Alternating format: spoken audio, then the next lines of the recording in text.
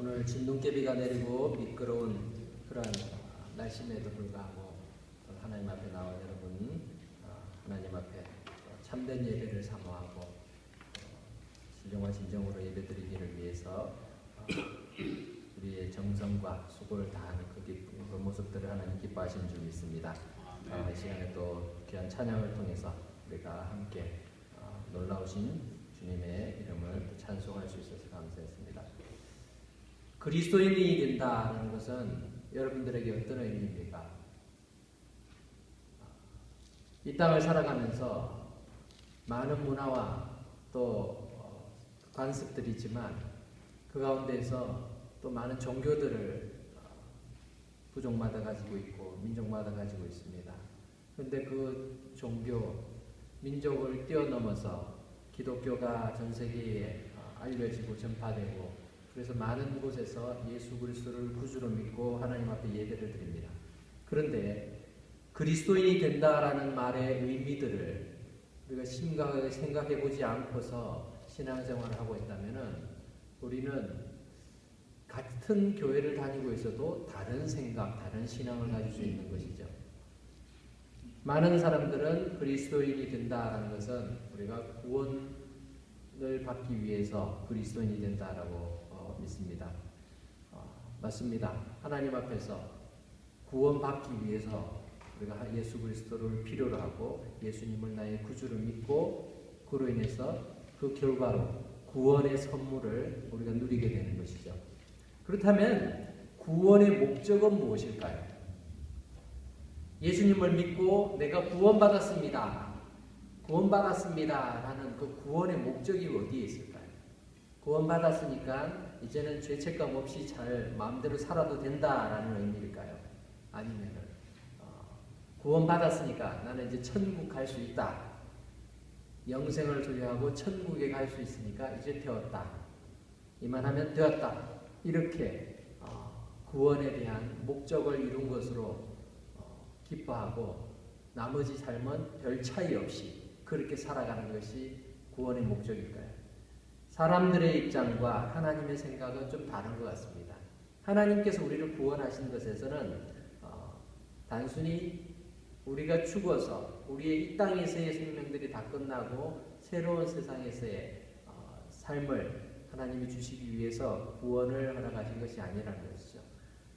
구원에는 하나님의 또 다른 깊은 뜻이 있습니다.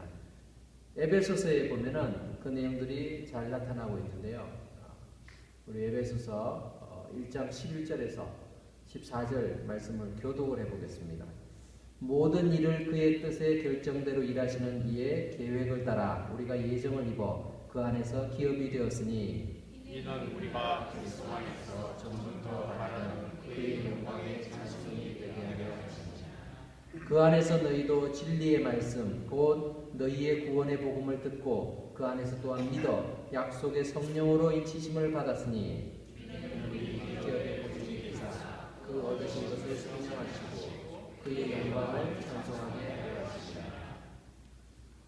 여기에 보면은 사도 바울은 에베소 교회에 보내는 편지에서 하나님께서 우리를 예정 가운데서 우리를 택하셔서 하나님의 기업이 되게 하셨다라고 말하고 있어요. 하나님의 자녀가 되게 하시고 하나님의 상속자로서 천국을 소유하게 하셨는데 그 목적이 나옵니다. 그 목적이 무엇인가 하면은 하나님의 영광의 찬송이 되게 하려 하십니다.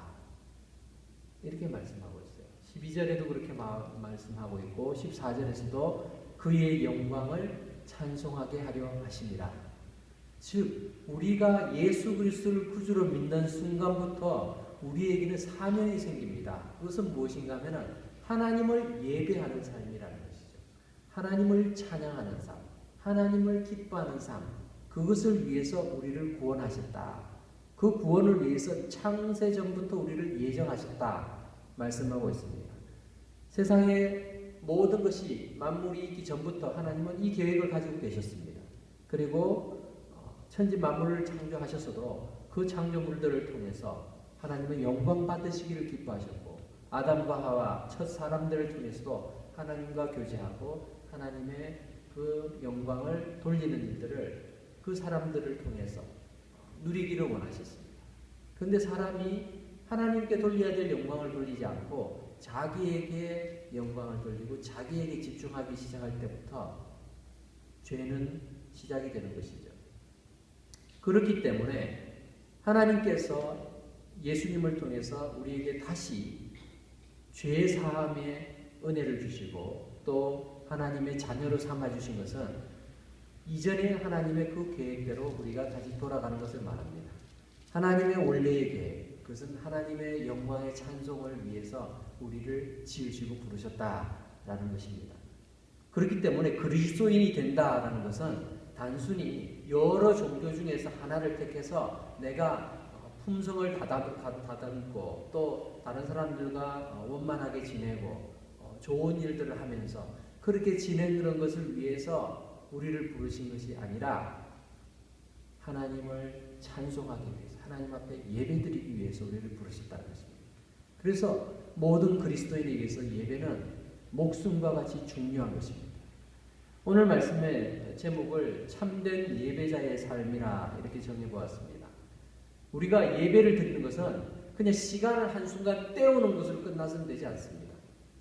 예배에 여러 가지 의식들이 있지만 그 의식들을 통해서 우리가 하나님 앞에 집중하려고 애를 쓰고 더 경건하게 주님 앞에 우리의 모든 정성과 또 물질과 재능을 다 들여서 하나님 앞에 헌신하기를 소원하지만 그 예배의 순간은 우리의 삶 전체에서 일어나야 된다는 것입니다.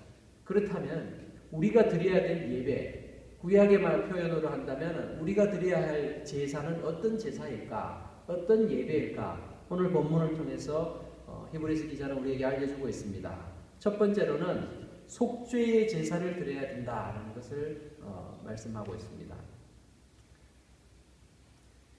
속죄의 제사는 대단히 중요합니다. 왜냐하면 속죄함 없이는 죄에 있는 상태로 우리가 하나님 앞에 예배를 드릴 수 없기 때문에 그렇습니다. 다른 종교에서는 가능합니다.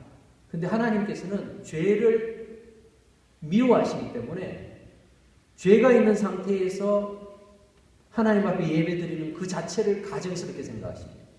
그래서 죄 문제가 해결되지 않으면 하나님 앞에 예배를 드릴 수 없습니다.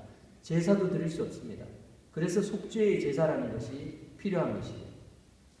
모든 신자는 속죄의 제사를 드려야 합니다. 구약시대에는 성소에서 이런 속죄의 제사가 이루어졌습니다. 오늘 성경을 보면은 10절부터 13절까지 계속해서 이 속죄의 제사에 관련돼서 이야기를 하고 있습니다.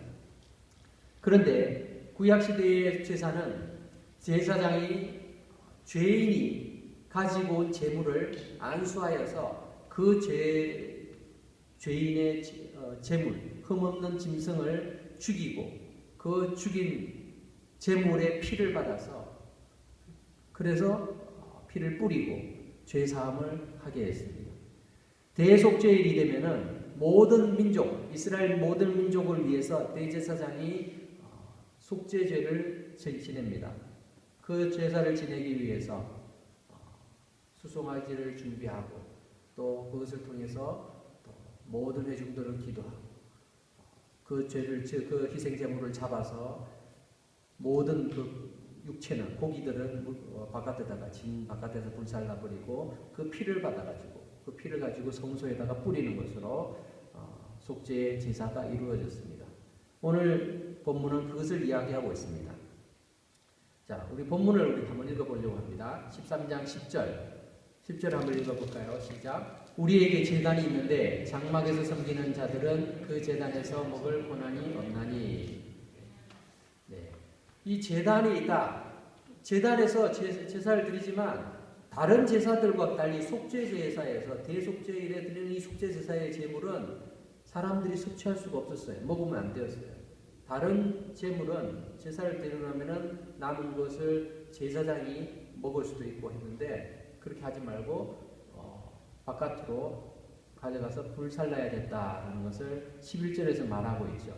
11절을 같이 읽겠습니다. 시작. 이는 죄를 위한 짐승의 피는 대제사장이 가지고 성소에 들어가고 그 육체는 영문 밖에서 불사름이라. 네.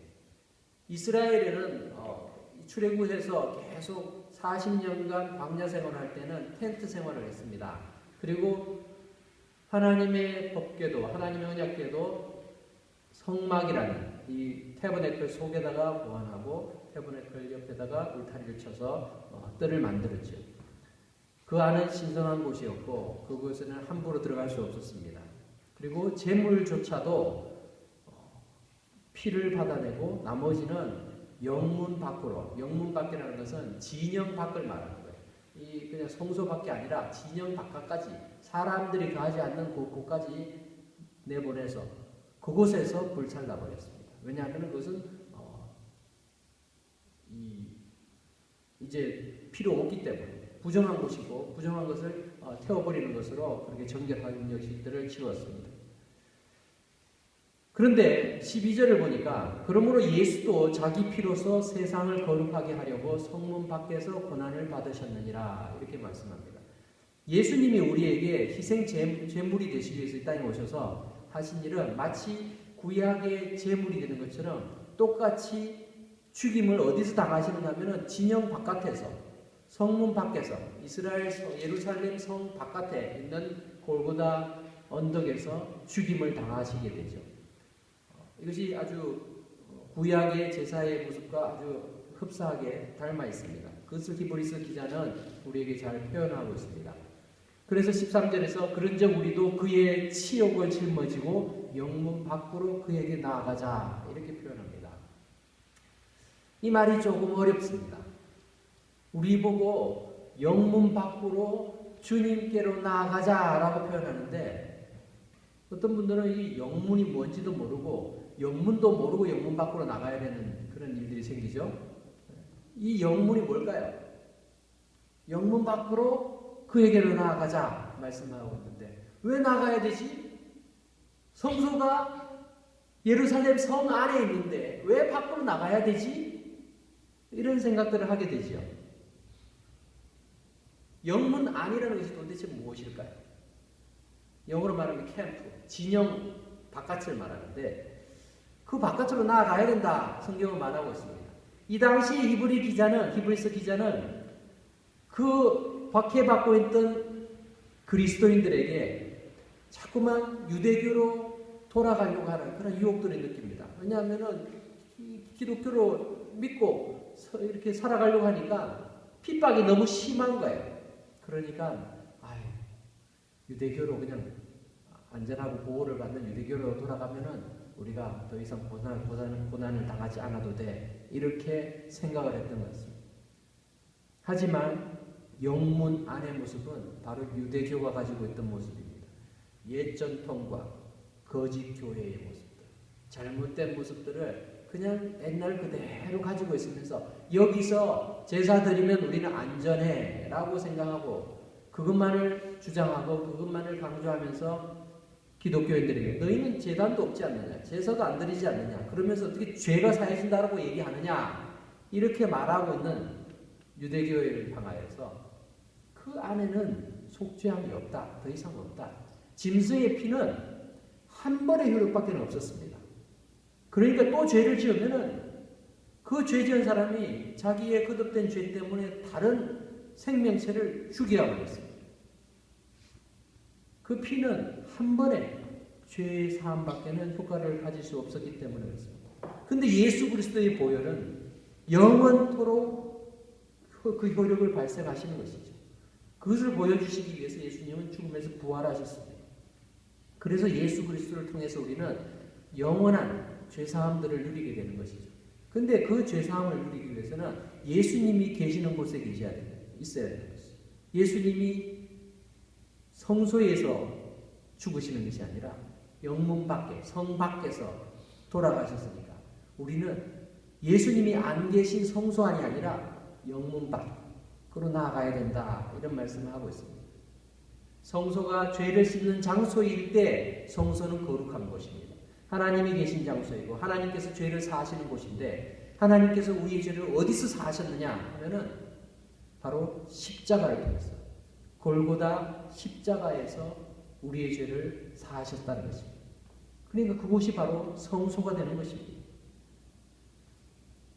하나님의 임재가 없는 교회는 예배당은 회당은 성소가 아닙니다.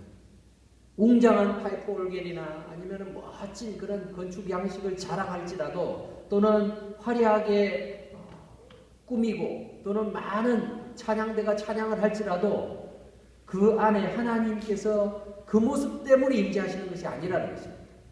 하나님이 임재하시는 유일한 이유는 그리스도의 보혈로 속죄가 이루어질 때 그 자리에 하나님이 임재하신다는 것입니다. 그렇기 때문에 십자가가 없는 보혈에 대한 그러한 찬송이 없고 보혈에 대한 그 은혜가 없고 그 믿음이 없는 곳에는 예배가 있을 수가 없는 것입니다.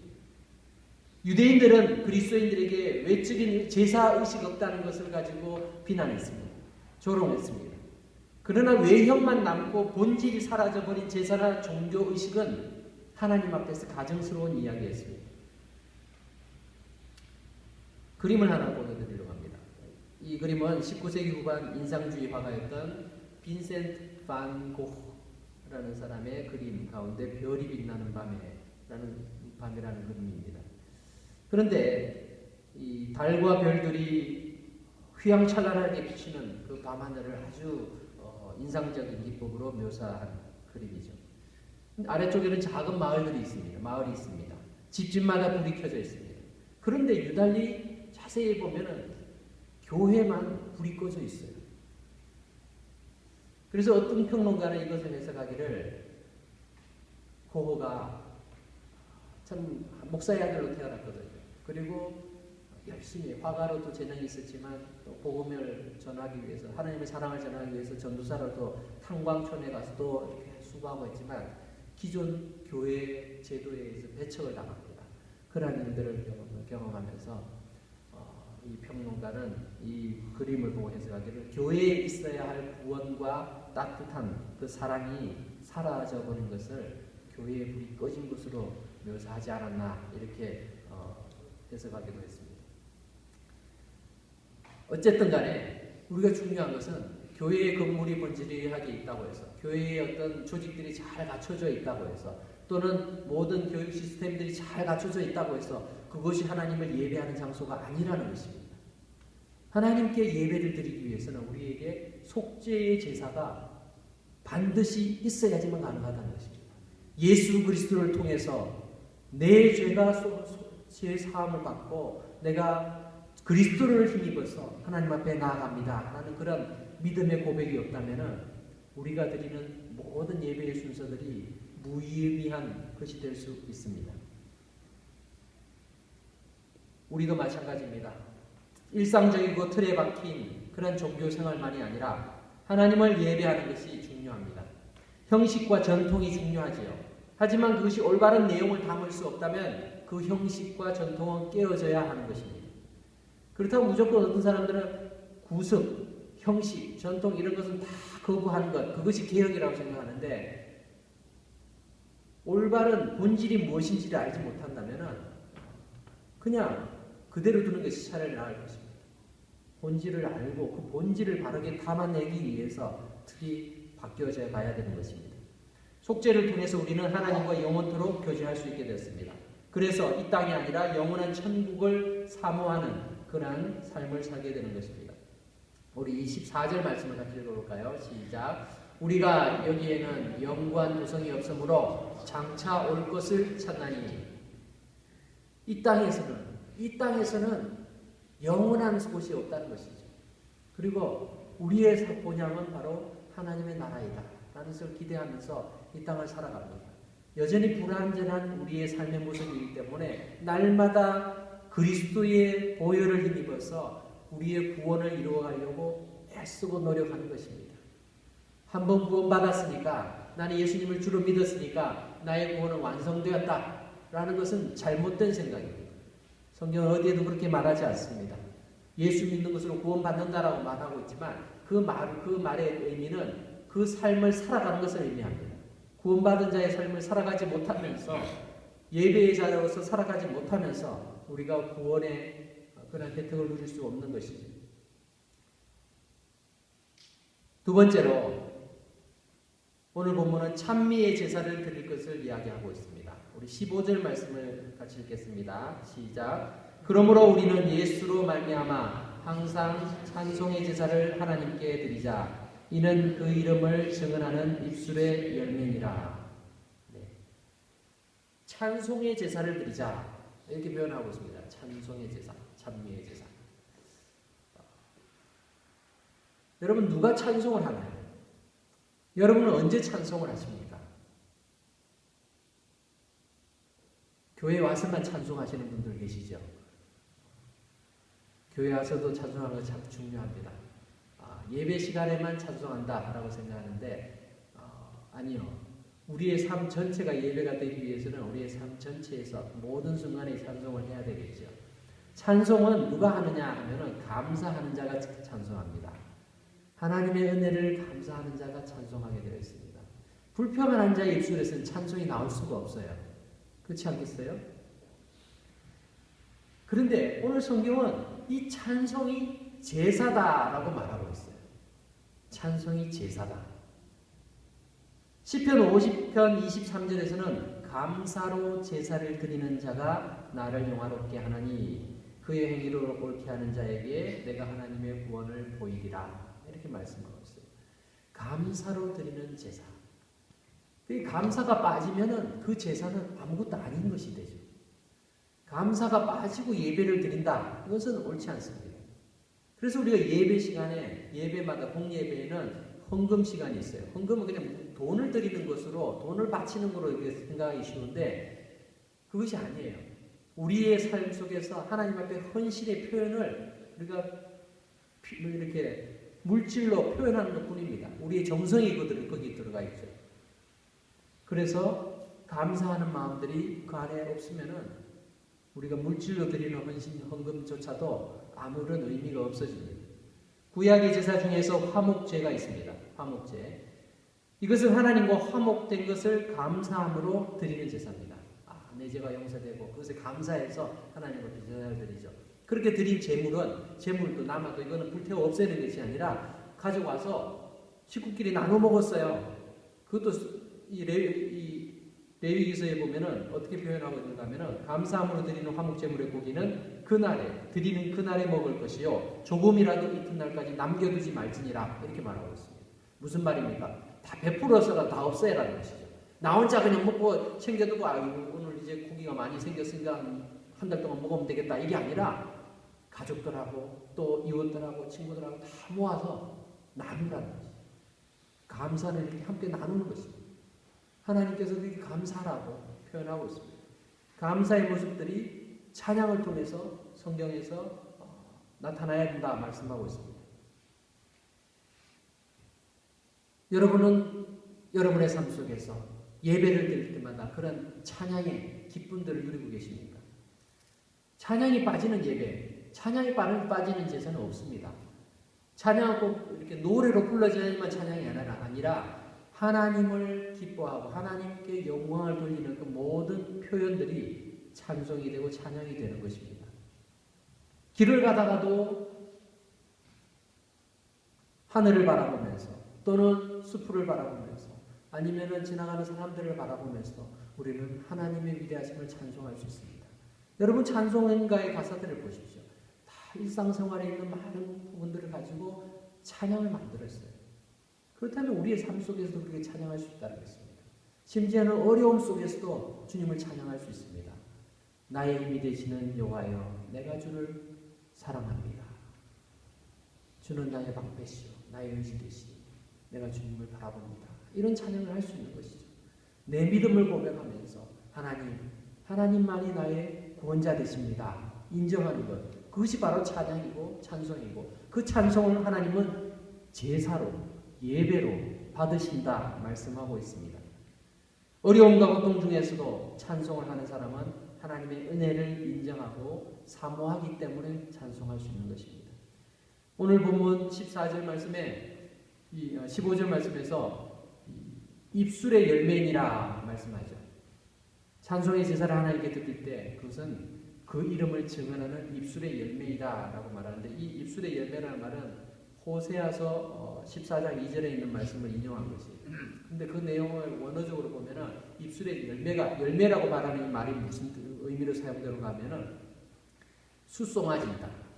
입술에 수송아지이다. 즉 입술에 희생 제물이다. 우리가 입술로 찬송을 하고 있는데도 불구하고 하나님께서는 마치 희생 제물을 받으신 것처럼 기뻐 받으신다는 거예요. 그 찬송의 위력이 얼마나 대단한지 모릅니다. 예배를 우리가 주일날 와서 정해진 시간에 드리는 예배 참 중요합니다. 이렇게 여러분들이 나와서 예배 드리는 거 이거 얼마나 중요한지 모릅니다. 시간을 정해서 이런 악천후 속에서도 주님 앞에 나와서 예배를 드리는 건 참 중요하죠. 그뿐만 아니라 우리의 삶 속에서도 우리가 하나님 앞에 입술로 찬양하는 것 이게 참 중요하다는 것입니다. 그것을 하나님이 기뻐 받으신다. 참된 예배자의 삶을 살아가는 사람은 항상 찬송하게 되어 있습니다. 노래로 불러서 찬송하는 것도 있고 그뿐만 아니라 우리가 마음으로 또는 시로 글로 또는 우리의 삶을 통해서 여러 가지로 찬송할 수 있을 것입니다. 찬송의 제사를 드리는 저와 여러분 되시기를 바랍니다. 마지막으로 오늘 성경 말씀은 삶으로 제사를 드릴 것을 말합니다. 우리 16절 말씀을 같이 읽겠습니다. 오직 선을 행함과 서로 나누어 주기를 잊지 말라. 하나님은 이 같은 제사를 기뻐하시느니라. 선을 행하라. 성경에서 선이란 말은 여러 가지로 주로 하나님의 뜻을 말하는 겁니다. 하나님의 뜻을 가리킬 때 선하다, 선하신 하나님 이렇게 말하는데 오늘 이 본문에서 말하는 선을 행한다라는 단어는 유포이아스라는 단어를 쓰고 있어요. 이것은 그냥 우리가 말하는 선행이, 좋은 일, 착한 일 이걸 하라는 거예요. 착한 일을 행해라. 모든 친절한 일들, 다른 사람들에게 관심을 보이고 그들에게 도움을 주라. 이런 것을 말합니다. 그리고 서로 나눠주는 것, 코이노니아스라고 사용되는 이 단어는 타인의 필요를 채워주라라는 것입니다. 그것을 위해서 구체적으로 도움을 주라는 것이죠. 위로해주고 격려해주는 것뿐만 아니라 어떤 것이 필요한 사람들에게는 실제적으로 다 가서 그 문제들을 해결해주기도 하고 또 빌려주기도 하고 여러 가지 실제적인 도움을 주라는 것입니다. 이것이 하나님께서 기뻐하시는 제사다. 오늘 성경은 말하고 있습니다. 많은 사람들이 기독교의 신앙 행위를 교회 안에서 하나님 앞에 예배드리는 것으로 끝난다고 생각합니다. 그래서 세상에 나가서 직장 생활을 하거나 사업을 할 때는 하나님은 생각하지 않고 그냥 세상 방식으로 살면 된다라고 생각합니다. 그래서 교회에 와서는 열심히 찬양하고 하나님의 은혜를 많이 누리는데 세상에서는 인색하기 그지없는 그러한 모습으로 살아가고 있다면 그 모습은 뭔가 부족한 것이겠죠. 하나님께서 그것을 기뻐하시지 않습니다. 오늘 성경 말씀에서는 선을 행함과 서로 나누어 주기를 잊지 말라. 하나님께서는 이 같은 제사를 기뻐하시느니라. 우리가 함께 나눠줄 때에 베풀 때에 하나님께서 그것을 하나님께 드리는 제사로 받으신다 말씀하고 있는 것입니다. 우리의 삶 속에서 우리는 예배를 드리는 것입니다. 로마서 12장 1절에서는 그러므로 형제들아 내가 하나님의 모든 자비하심으로 너희를 권하노니 너희 몸을 하나님이 기뻐하시는 거룩한 산제사로 드리라. 산제물로 드리라. 이는 너희가 드릴 영적 예배니라. 이렇게 말씀합니다. 우리가 어떻게 우리의 삶에서 우리의 몸을 하나님 앞에 산제물로 드릴 수 있겠습니까?